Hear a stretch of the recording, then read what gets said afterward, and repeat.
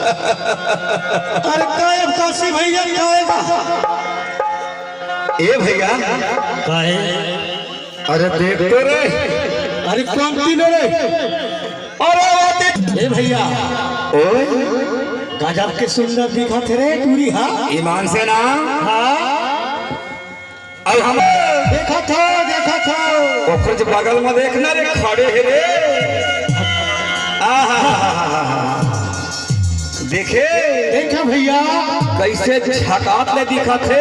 अरे बड़ा सुंदर दिखा थे ए गणेश भैया काहे भैया काशी माँ कसम ये लड़की गजब के सुंदर दिखा थे यार दिखा थे तो भैया लेकिन ये लड़की कौन है यार कौन है अरे तो ये लड़की लड़ी जानो तो संग वाला दिन प्रोग्राम हो गए करत लेकिन ये लड़की ले आज तक नहीं जाने कौन है तेला ये लड़की के महान नस्ल नस्ल जाना था रे ऐसे ले सुन ले बता दो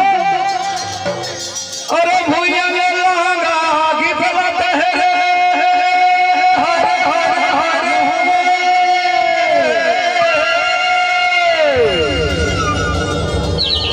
जैसे उतरे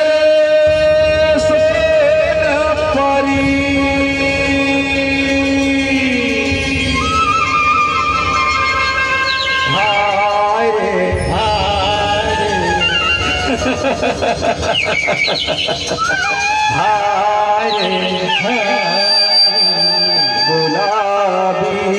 कली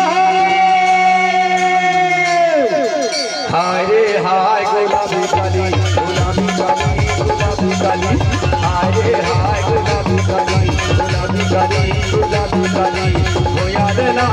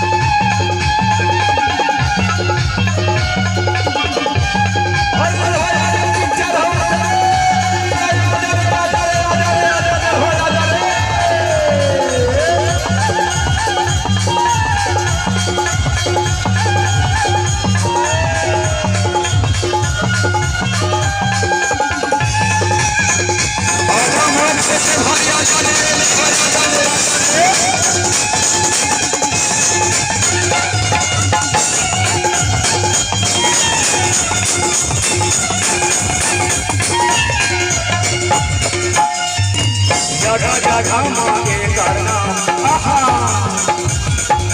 तेरा मन हो के बदना जगह जगह मांगे करना तेरा मन हो के बदना जगह जगह मांगे करना तेरा मन हो के बदना खड़े होके देखा